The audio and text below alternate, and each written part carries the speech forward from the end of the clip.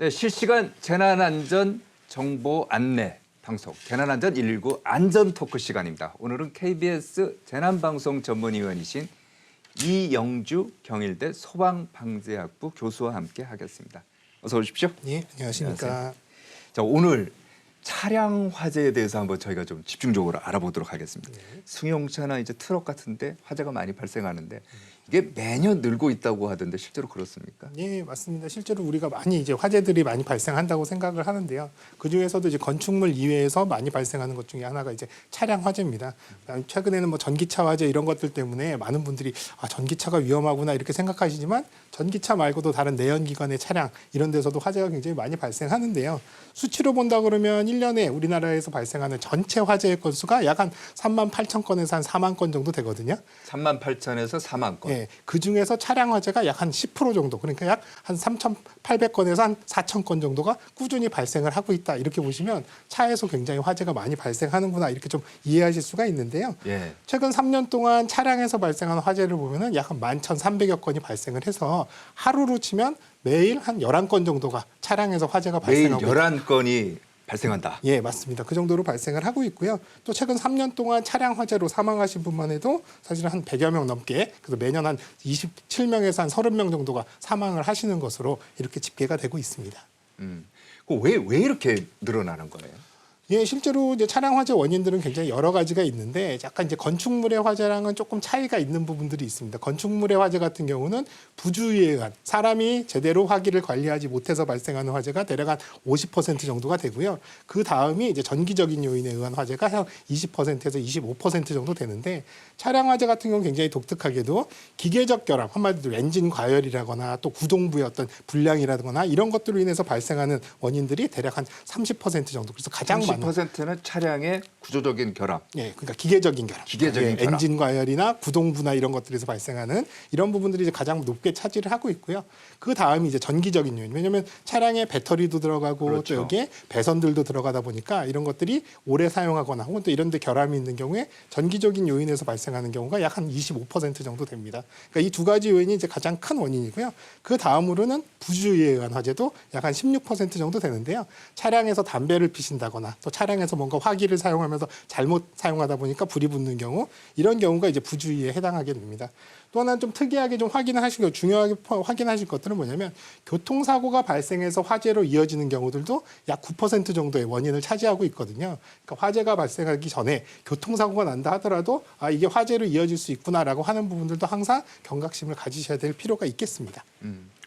그래서 이게 자동차나 차량 같은 경우에 보면은 이제 소화기를 설치하도록 하고 있지 않습니까? 네.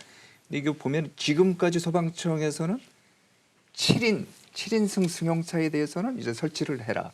그러다가 올해 12월부터인가요? 올해 말에는 맞습니다. 5인승으로 바뀐 것 같던데.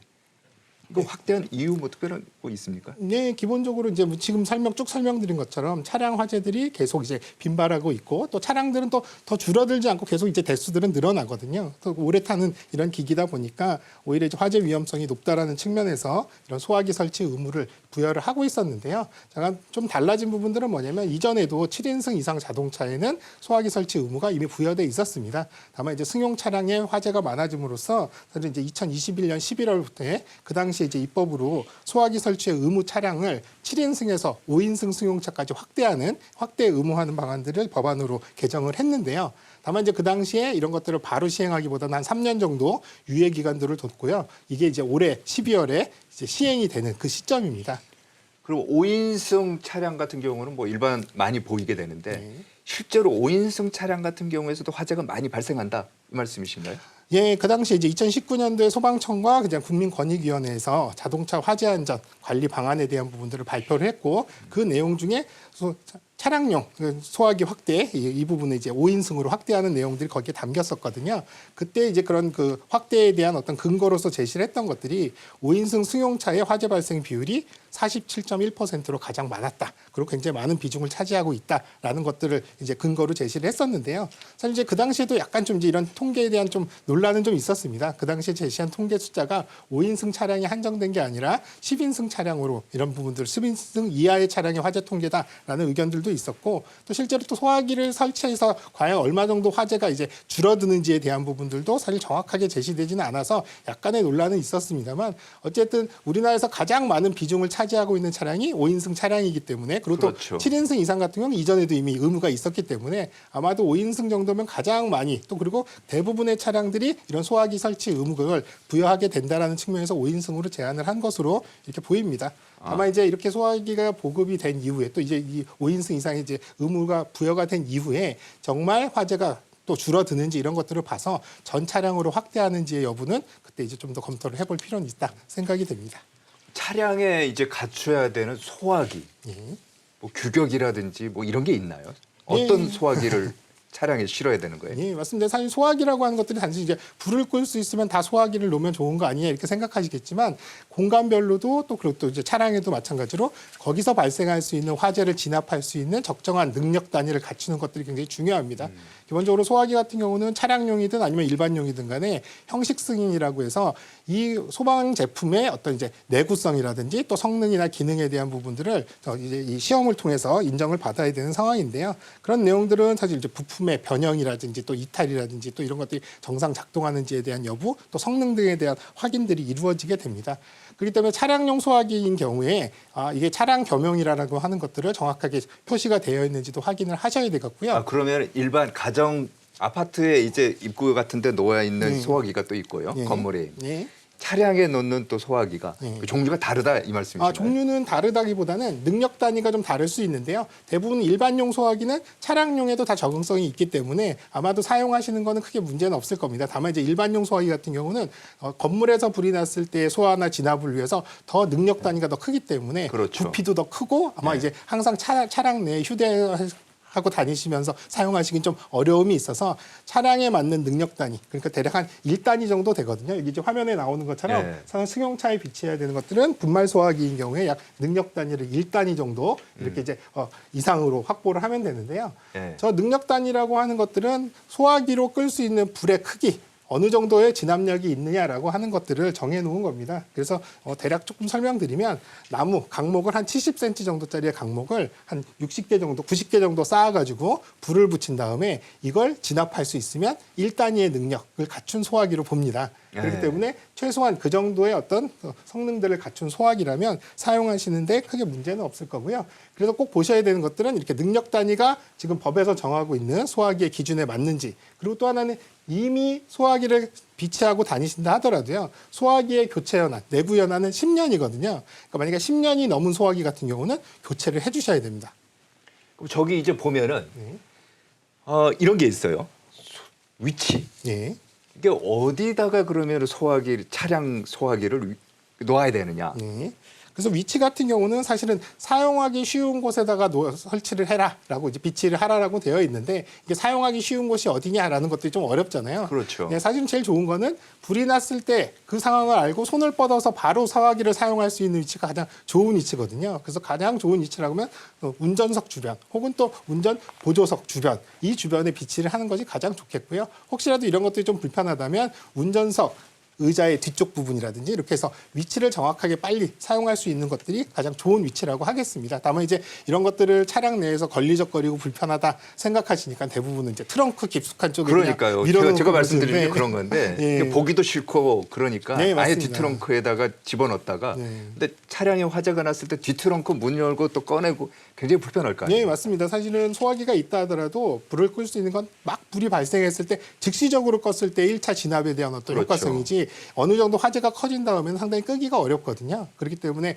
뭐 좀 거추장스럽더라도 사실은 본인이 운전하면서 바로 상황이 발생했을 때 쓰기 용이한 그런 위치에 비치를 해주시는 게 더 바람직하다 생각이 됩니다. 자, 이제 좀 전에 제가 말씀을 드렸습니다만은 이제 이 법이 네. 5인승 같은 경우는 5인 이상일 경우에는 이게 안 하면은 처벌을 받을 거 아니에요? 네, 맞습니다. 또 벌금 같은 것도 내게. 예, 되고. 맞습니다. 벌금 얼마예요? 벌금이 생각보다 좀 세거든요. 벌금이 지금 3천만 원 이하 또는 징역 3년 이하의 이런 처벌에 받으실 수가 있습니다. 근데 이 2024년 12월 1일부터 시행이 되는데요. 이거에 대한 이 법에 대한 적용이 되는 것들은 대부분 이제 완성차 업체 또는 차량 판매자에게 이런 의무를 부여하고 있기 때문에 이 업체나 혹은 또 이제 판매자들이 이런 소화기를 비치된 상태에서 차량을 이제 제공을 해야 되는 그런 상황으로 이해하시면 되겠습니다. 다만 이제 그 이후에라도 사실은 소유권이 변경되는 경우 이런 경우에는 소화기 비치의 의무가 이제 생기기 때문에 혹시라도 차량이 소유권이 변경된 상황에서 내 차량에 혹시 이제 소화기가 있는지 없는지 이런 것들은 개별적으로 소유주들이 확인을 하셔야 될 필요성도 있습니다. 그렇기 네. 때문에 사실 그 이전에 이미 사서 타고 다니는 차량 같은 경우는 비치 의무가 반드시 있는 건 아닌데 그럼에도 불구하고 안전을 위해서 소화기 비치를 의무화하고 있으니까 하나쯤 이렇게 비치를 하시는 것들 이런 것들은 또 중요해 보입니다. 아예 차량을 생산해서 나올 때 네.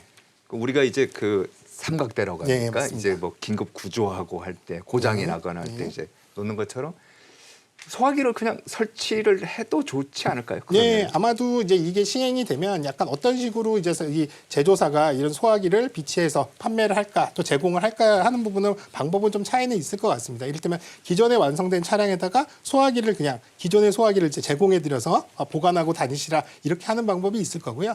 이런 차량의 어떤 특정 부분에 이런 함 같은 형태로 만들어서 아예 거기에 탑재를 하는 이런 방식들도 있을 텐데요. 어떤 방식이든지 간에 위치도 중요하지만 사용자가 소화기를 적극적으로 잘 쓰실 수 있는 능력들을 갖추셔야 되겠고 그렇죠. 또 소화기가 어디에 있는지를 정확하게 잘 아셔야 되는 부분들 이런 것들이 있다 보니까 제공 자체보다는 또 제공된 것들을 내가 화재 상황에 적극적으로 잘 쓸 수 있게끔 이런 부분들을 운전자들이 숙지하시는 것들도 매우 중요하겠다 생각이 됩니다. 네, 아마 이 프로그램 보고 계시는 시청자분들께서는 이런 얘기도 할 것 같아요. 그 저러다가 소화기 만드는 업체들 네. 뭐 돈 벌게 해주는 거 아니냐 이런 오해를 할 수도 있을 것 같은데 어떻게 보십니까? 일단 뭐 그런 뭐 의견들도 일부 있을 수는 있습니다. 왜냐하면 소화기를 과연 이만큼 다 보급화했을 때 과연 화재가 어느 정도까지 줄어들 수 그게 있느냐라고 하는 가장 것들은 중요하지 않습니까? 예, 맞습니다. 근데 일반 건축물에서는 소화기를 비치했을 때 초동 진압이라든지 이런 것들의 효과성은 확실히 확인된 바들이 있거든요. 다만 이제 차량 같은 경우도 사실 이런 부분들의 긍정적인 측면에서는 없는 것보다는 화재 예방에 충분히 화재가 발생했을 때 초기 진압에 충분히 기여를 할 것이다라고 하는 기대도 분명히 있습니다만 또 차량 화재 같은 경우는 사실 소방대가 접근해서 한다 하더라도 사실 진압하기가 굉장히 좀 어려운 네. 난이도가 있는 이런 화재거든요. 그렇죠. 그렇기 때문에 초기에 착화가 되는 단계에서 일시적으로 화재를 빨리 끈다라는 관점에서는 어느 정도 효과가 있겠습니다만 이미 어느 정도 화재가 성장한 상황에서는 화재 진압이 상당히 어려울 수 있어서 이런 효용성은 이렇게 좀 어느 정도 보급이 된 상황에서 차량 화재가 어느 정도 진압이 되는지 또 줄어드는지 이런 것들을 좀 추이를 보면서 판단을 해볼 필요는 있겠습니다. 예. 그러면 차량에서 불이 났을 때 대응 요령은 어떻습니까? 일단 차량에서 불이 났다라고 하면 가장 중요하게 기억하셔야 되는 것들은 일단 차량에서 빨리 나오시는 게 가장 중요합니다. 왜냐하면 차량 안에서 빨리 나오지 못한 상황에서 화재가 커지는 경우에 온전히 그 안에 갇혀서 더 위험하실 수가 있으니까요. 일단 밖으로 빨리 나오셔서 만약에 소화기가 있다고 하면 또 그리고 소화기를 내가 끄는 방법, 사용하는 방법을 알고 있다면 네. 1차적으로 진압을 시도해 보실 수는 있을 겁니다. 다만 이렇게 1차 진압을 시도했을 때 제대로 꺼지지 않는다면 지체 없이 빨리 안전한 곳으로 이동을 하시는 게 좋은데요. 여기서 안전한 곳이라는 건 차량에서 멀리 떨어지는 것도 중요하지만 또 다른 차량들이 막 지나다니고 있는 도로상일 그렇죠. 가능성이 있기 때문에 차량의 이제 도로 바깥쪽에 갓길이라든지 안전한 곳으로 빨리 대피를 하시고 그 다음에 119에 신속하게 신고를 하셔서 진압이 될 수 있도록 하는 게 가장 중요하거든요. 또 하나는 중요한 것들은 화재가 발생해서 2차 피해, 다른 차량들이 이를테면 이 불난 차량에 이제 와서 2차 사고를 발생하는 경우들도 심심치않게 있기 때문에 네. 시간적으로 여유가 있거나 도로 상황이 이런 안전 조치를 할 수 있다면 차량의 후방 쪽에 뭐 삼각대를 설치한다든지 화재가 발생한 상황들을 알릴 수 있도록 해서 교통사고 2차 피해를 막는 것들도 하나의 방법일 수 있겠습니다. 전기차 있지 않습니까? 네. 지난번에 보니까 전기차에서 화재가 나니까 소방대원들이 갔는데 문이 안 열린다는 거예요. 네. 이런 전기차 이제 문제 많다 이런 걸 보도도 하고 했는데 지금도 마찬가지입니까? 어떻습니까? 예, 그런 보도들이 상당히 많이 있었고 또 그런 사례들이 있었기 때문에 최근에는 소방대에서도요, 이 전기차의 여러 가지 유형들 중에서 이렇게 문이 전기적으로 작동을 해서 열려야 되는데 그 손잡이가 튀어나오지 않는 상황에서 이제 문을 열기가 굉장히 어렵거든요. 그렇죠. 그래서 차량 차종별로 이런 차 문을 수동으로 개방하는 방법들을 숙지를 해서 소방 활동이라든지 진압 활동에 이제 활용들을 하고 있고요. 또 운전자 입장에서는 차량 문이 제대로 열리지 않을 때 비상시에 수동으로 열릴 수 있는 이런 매뉴얼 같은 것들이 있거든요. 그러니까 내 차에 이런 비상시에 차량을 열 수 있는 방법들을 평상시에 좀 잘 숙지를 하셔서 위급한 상황에서 열고 나오실 수 있도록 해야 되겠고요. 만약에 이럼에도 불구하고 사실 제대로 문이 안 열린다라고 하면 유리창을 깨서라도 빨리 차량에서 나오시는 게 중요한데요. 그래서 강한 금속성 물체라든지 뾰족한 금속성 물체로 유리창에 모서리 부분들, 가해 모서리요? 부분, 예, 가운데 부분을 치면 잘 깨질 거라고 생각하지만 차량의 창틀 부분에 인접한 부분들을 강하게 가격을 해야 유리창이 더 잘 깨지니까 그런 방법들을 통해서 유리창을 깨고 탈출하시는 것도 매우 중요하다. 만약에 뾰족한 물체가 없다라고 한다면 네. 머리 받침 같은 경우는 빼면 그 밑쪽에 쐐기둥이 두 가지가 있거든요. 그쪽을 이용해서 깨실 수도 있겠습니다. 그러면은 이제 가장 중요한 게 차량에서 화재가 났을 때 이제 운전자나 동승자 생명을 보호하는 것이 가장 중요하지 않습니까? 피해를 최소화하기 위해서 가장 유의해야 할 점 어떤 게 있을까요? 우선 기본적으로는 사실 이제 소화기가 이렇게 빛이 의무화가 됐다 하더라도요. 일단 진압을 한다라는 관점보다는 그 안에 있는 사람들을 빨리 안전하게 대피, 나도 그렇지만 동승자들을 안전하게 대피시킨다라는 맞습니다. 관점을 네. 가장 이제 중요하게 생각을 하셔야 되기 때문에 내가 제대로 불을 끌 수 있는 능력이 없다, 혹은 또 이런 부분들이 자신감이 없다라든지 능력이 없다라고 한다면 빨리 대피를 하시는 것 중심으로, 그 대피를 하시더라도 도로 바깥쪽으로 안전한 곳으로 이동하셔서 대피하시는 것, 이게 가장 중요하고요. 네. 그 다음에는 2차 피해, 다른 차량이 와서 충돌하거나 사고가 발생하는 것들을 막게끔 안전 조치를 하시는 것들, 이게 이제 가장 중요하겠습니다. 또 그리고 가장 중요한 거는 앞서 말씀드린 대로 사고의 주된 원인들이 대부분 차량의 이제 기계적 원인 이런 것들이 있는데, 이런 것들은 급정거 혹은 또 과속 혹은 또 급출발 이런 것들로 인해서 훨씬 차량에 무리를 주면서 화재가 발생할 수 있는 가능성이 높기 때문에 평상시에 안전한 이런 이제 주행 습관, 또 안전한 이런 이제 운전 습관들이 가장 필요하고요. 또 교통사고로 인해서 발생하는 화재들도 상당히 많기 때문에 교통 수칙을 잘 지키시면서 운전을 하시는 것들도 차량 화재 예방의 하나의 방법이다, 이렇게 생각하시면 좋겠습니다. 만약에요, 제가 이렇게 가고 있는데 앞에 차에서 화재가 발생했어요, 차량에서.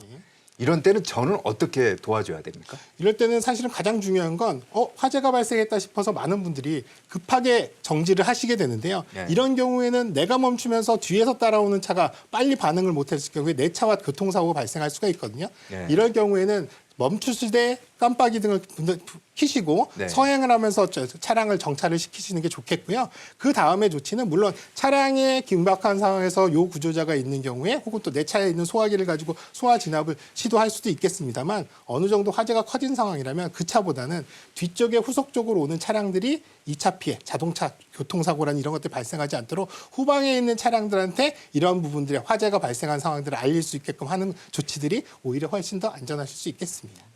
알겠습니다. 뭐 여러 가지 이제 말씀을 해주셨는데 마지막으로 이 프로그램 보시는 시청자분들께 차량 화재와 관련돼서 당부하고 싶은 말씀이 있다면 어떤 게 있을까요? 차량 화재 같은 경우는 사실 우리가 뭐 전기차다, 일반 내연기관 차량이다 이렇게 구분하지 않더라도 항상 발생할 수 있고요. 특히 또 이제 주차장에서 화재가 발생했을 때는 차량의 화재가 건물 전체의 위험으로 또 이제 확산될 수가 있거든요. 그래서 앞서 설명드린 대로 원인으로 본다고 그러면 대부분 기계적, 전기적 결함인데, 이건 평상시에 자동차를 점검하거나 관리를 잘 하신다면 충분히 예방할 수가 있거든요. 평상시에 자동차 점검을 잘 해야 된다. 네, 맞습니다. 그러니까 평상시에 자동차가 뭔가 이상이 있지 않도록 잘 주의 깊게 관리를 하시는 것들 무엇보다 중요하겠고요. 또 계절별로 본다 그러면 사실 우리가 아주 더운 때나 아주 추운 때에 자동차 화재가 많이 발생할 것 같지만 계절에 상관없이 대부분 비슷하게 화재들이 발생을 하고 있고요. 그렇습니까? 특히 또 봄철 같은 경우는 네. 많은 나들이나 또 장거리 운전들을 하시게 되니까 오히려 봄철에 또 사고도 상당히 많이 발생을 하거든요. 딱 지금 같은 때에 외출이나 나들이 하실 때 차량을 운행하기 전에 차량 상태 같은 것들을 잘 확인하시고 또 소화기 위치도 한 번쯤 확인해 보시는 것들이 가장 좋겠습니다. 네, 알겠습니다. 네, 오늘은 여기까지 듣도록 하겠습니다. 지금까지 이영주 경일대 소방방재학부 교수였습니다. 감사합니다. 감사합니다.